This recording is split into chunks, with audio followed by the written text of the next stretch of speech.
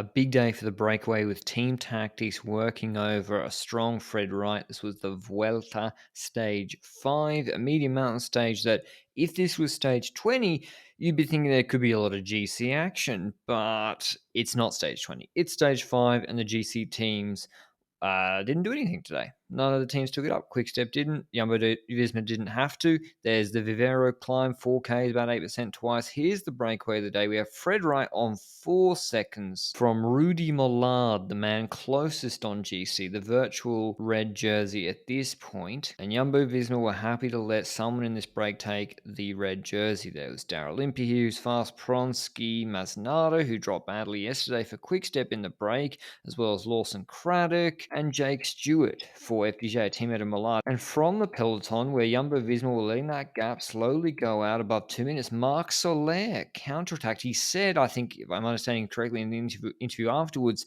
that Machin told him to try and bridge on this climb, and he did so. The gap goes up to 2:30, and Soler all of a sudden is across to the breakaway with Demarchi and Impey there, two teammates for Israel. Ilan van Wilder taking a bid on. Pretty warm conditions for a lot of this stage, although it does get cooler as you get near the coast, generally speaking, in the Basque Country. But yeah, none of the teams wanted to do anything. So red jersey and stage winner coming out of this group. Stewart pacing at the base of the first Vivero before Soler attacks. So he was really strong. He bridged across so quickly on that first major climb. Now he's pacing the break here to get rid of put riders like Impey under pressure, see what he can do with Fred Wright. Jumbo-Visma just slowly letting the gap go out. Craddock had pretty good shape. He was going after, I think, Langolotti, who's the Burgos rider, actually quite talented rider who did well in the Volta of Portugal, and already the breakaway is kind of attacking itself with 37Ks to go. This stage reminded me a lot of the Tour de France mid sort of week 2 stages last year, and you see Fred Wright just getting work. Stewart is ahead, and Mollard wants the red jersey more than the stage, so he just marks Fred Wright all day, and because Stewart's ahead,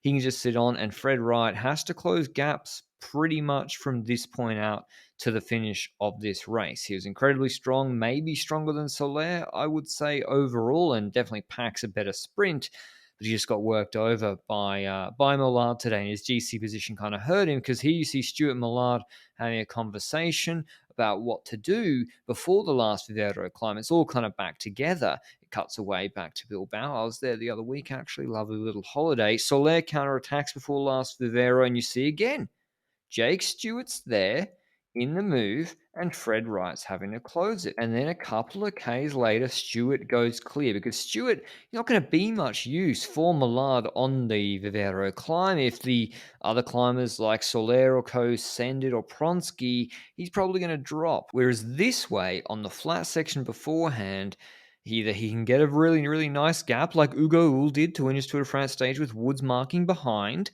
or Fred Wright and other riders have to work to bring him back, and that means that Mollard will be more likely to take the jersey if Wright can't gap him in this finish or take maximum bonus seconds. So Stewart has a 40-second lead on the climb. That rapidly disintegrates, whilst you see Soler here, off the back. Marc Soler on that steep section, probably just saving his legs before it leveled off a little bit, with now the gap down to 30 seconds to Stewart before attacking across. And he's going to eat into this gap really quickly. Masnada's pacing. Alaphilippe is dropped early from a big GC group paced by Gersink. And once again, I'm like a broken record. Fred Wright flicking, hoping Mollard will pull through Stewart's up the road, so Mollard's not going to pull through, and Soler catches him and goes past him. So Wright then catches up to Stewart, but now Soler's up the road, so Wright really got worked over by FDJ today. Mollard just stuck to his wheel, and the curious thing is here, he kind of looks around and then presses on a bit afterwards. And I don't know what he said after the stage, whether he was kind of in two minds about the stage and the jersey. We saw Kamna on the Megève stage in the Tour de France, that tension between a bit going for the jersey and a bit wanting to get the stage as well can really hurt both of those goals. And Mollard was just hyper-focused on the red jersey all day, and that's kind of paid dividends for him. With the 10Ks to go, Solaire's gone. He's a good descender, although having a larger group than being solo is useful on this descent. It's not all 9% technical downhill. So there's little rises. It's a wide, fast road, and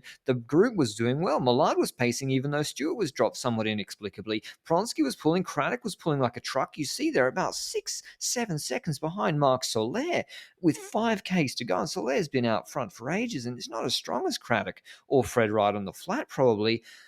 But Group 3 comes back. It's got Impey in it, who's fast. There's Masnada there. There's Mühlberger. There's riders not interested in going to the finish for a sprint with Fred Wright or Daryl Impey, and Impey's not pulling either. So Soler's gap goes down 4 seconds in 4 kilometers, which isn't enough. And he makes it to the finish. Group 2 dynamics on full display here with Fred Wright leading out the sprint, but not able to catch Marc Soler. Can't believe he wins. He won on stage 2 of the Vuelta in 2020, but that was from the GC group on a descent attack. Here from the breakaway, fantastic win for him. Impey sprints takes second. Wright takes only 4 bonus seconds, and so Millard would keep the jersey. Wright's been a bit unlucky this year. He ran into Mads Pedersen in the Tour de France, who was on crazy form there and kind of got worked over by team tactics today. And notice Soler, he had the Movistar bid on, and the UAE press officer, I think, sees that very astutely, actually. He's like, don't want that in the finish line photo of the bike, and